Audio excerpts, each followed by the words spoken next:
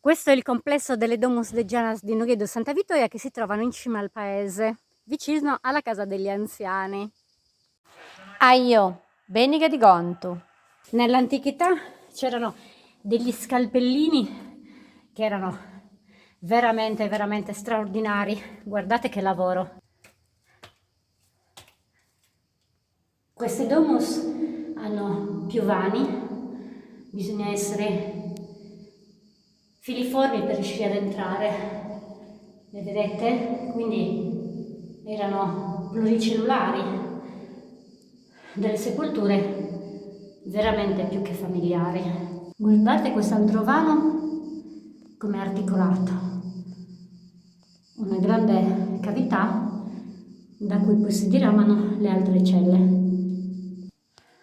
Una nicchia molto piccola.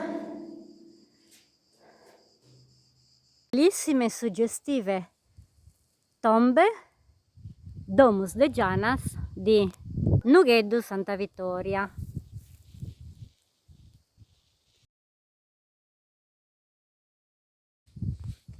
Nella Sardegna più incantata, con il mio compagno di viaggi di una vita.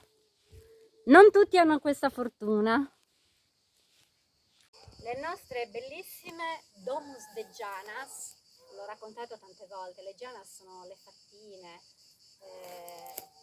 quelle persone misteriose che abitavano questi luoghi, secondo i racconti popolani, mentre il periodo neolitico ha un significato preciso, e cioè di nuova pietra, a differenza di paleolitico che è pietra antica. E molti diranno, è che noia queste definizioni che già conosciamo. Non è così. Per moltissime persone queste piccole curiosità sono l'inizio di un lungo e approfondito studio sulla nostra cultura. E noi sardini siamo fieri. Ciao, Asi Birisanusu!